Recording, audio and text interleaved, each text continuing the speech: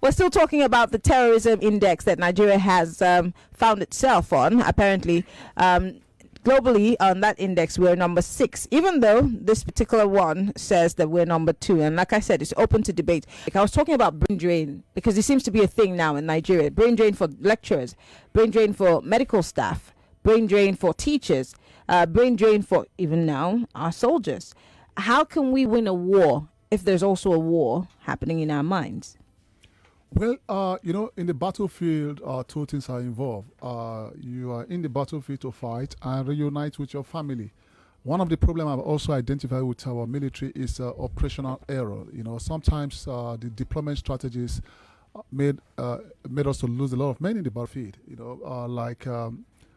A soldier is not expected to spend more than 9 months in the battlefield. Go back home and reunite with your family and also enjoy your marital benefit if you are married.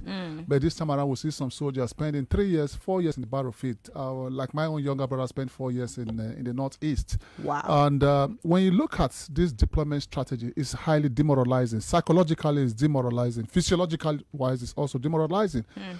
Because as a soldier, your mind is prepared to fight and reunite with your family, like I rightly said. So I will also advise that we start looking at deployment strategies and tactical strategies, because most times people just think that these soldiers, their sole responsibility is just to keep fighting.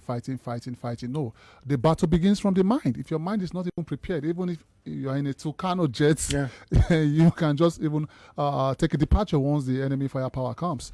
So for me, what we need to start looking as well, we need to start looking at motivation. These soldiers, what is the welfare pack? What is the welfare package for these guys? Some of them, how much are they paying our soldiers in the battlefield? Sometimes they spend 1 year or 2 years. How much do you pay them monthly? If you go and check the amount they are paying these guys monthly, Mariana, I promise you're going to shed tears here live in the studio. Wow. They spend as much as 2 years, 3 years in the battlefield? Oh, yeah, they spend 2-3 years in the battlefield. That's what I term as deployment error, operational error.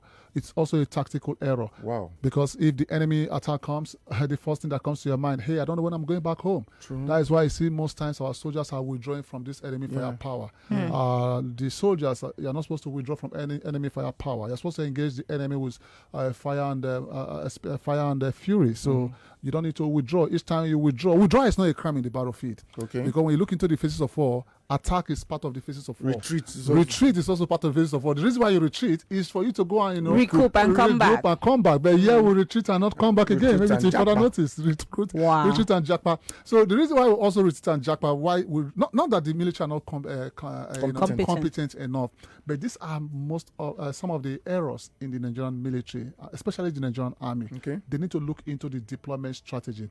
If they start looking into the deployment strategy, I tell you, we'll be able to contend with this threat that is bedeviling our generation, Nigeria.